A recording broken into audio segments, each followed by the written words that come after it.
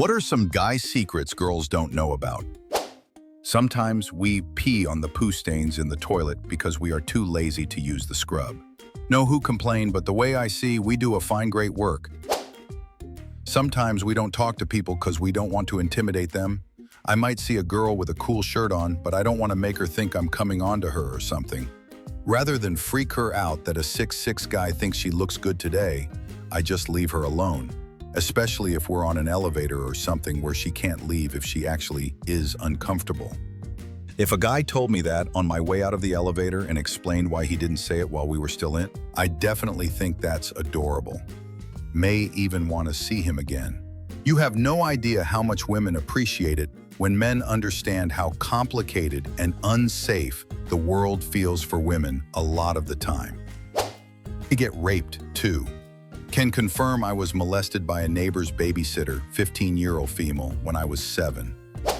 Sex isn't all we want in a relationship. I'd rather be with someone who understands me, but only does it once in a while, than someone who I have sex with every day but don't connect with emotionally and mentally. Some of us are into things like cooking, cleaning, makeup, fashion, etc. It doesn't necessarily mean we're gay. Please don't tell us to man up. A lot of us were constantly told that, growing up, whenever we tried to express ourselves. So you saying it will often bring up bad memories. Men can be abused, men can be raped. Men also tend to be more suicidal because society tells us we're weak if we try to discuss these things. No, we don't enjoy being raped by a hot girl. And we often don't talk about it because people will often straight up tell us we're lying about it if we do.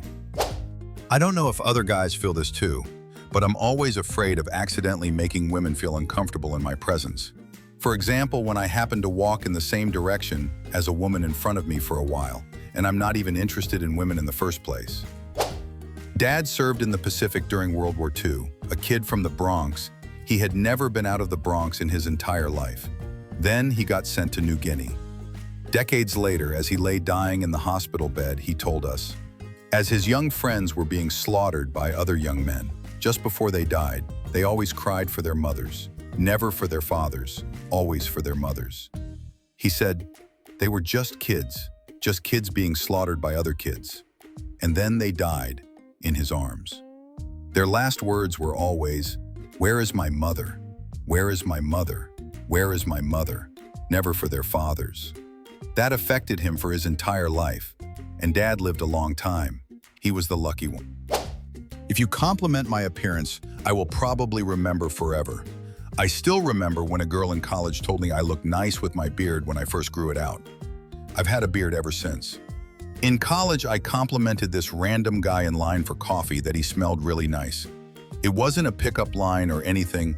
I just enjoyed complimenting people. About a year later, we ended up having a class together, and I didn't recognize him at all. He came up to me and thanked me again for the compliment I gave him a year ago and said he hasn't forgotten about how nice that was for a stranger to be so upfront and to compliment him. We'll be married 7 years in June. After a shower, we have no problem drying our balls and face with the same towel.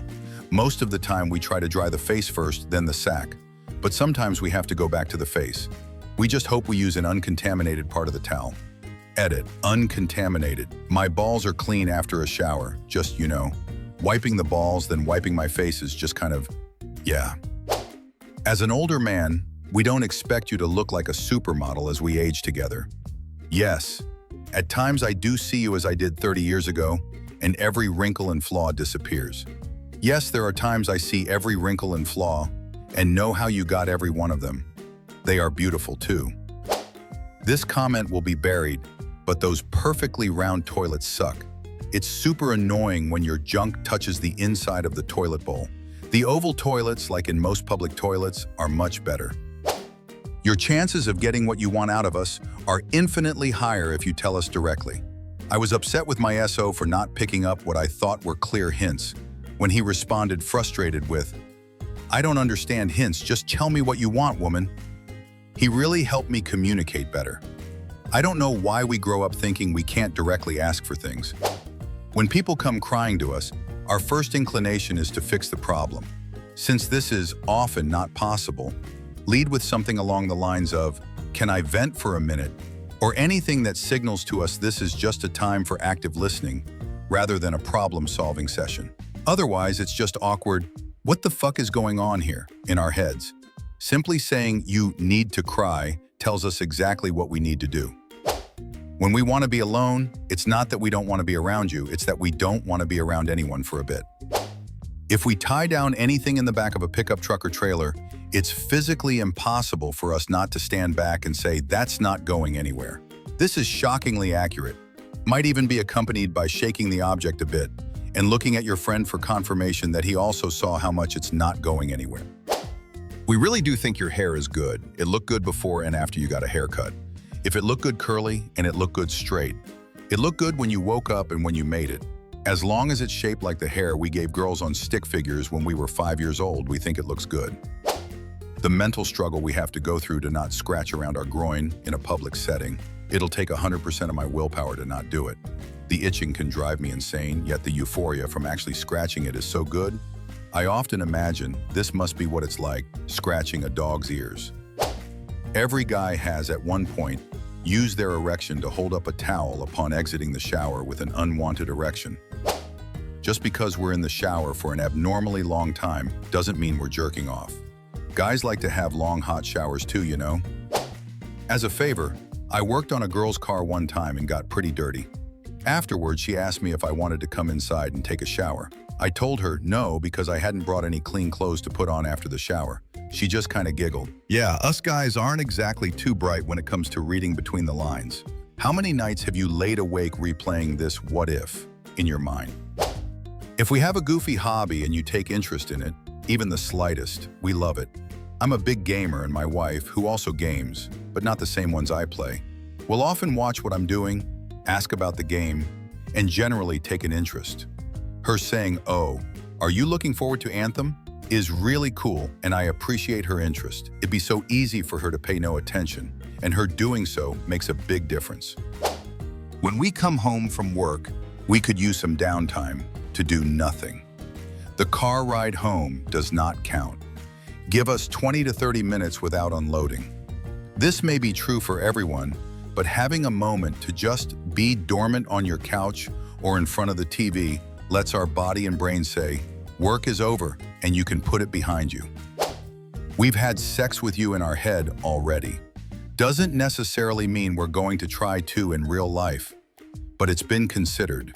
But in fairness, I will have also played out lots of other scenarios with that girl involving shit that will almost certainly never happen. What if I have to rescue her from a bear? I wonder what that would be like. Guys have damn near zero ability to hold a grudge if an apology is genuinely offered and accepted. Hell, most guys have a great friend in their lives that started out with some shitty misunderstanding but worked itself out. Women can nurse a grudge in ways most men cannot fathom. Thanks for watching. All right, guys, what's a guy's secret you're finally ready to confess? Thanks for watching. Got a better hack or a funny story related to these tips? Write it down in the comments and let's chat. Thanks for watching. Do you know someone who ruined their life in a single moment? Share their story or your own in the comment. Thanks for watching. Some of these sound impossible, but they're real. What's your once-in-a-lifetime story?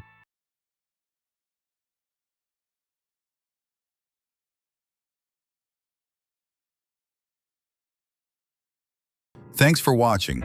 Got a simple trick that totally changed your life? Drop it in the comments. Can't wait to see what you've got.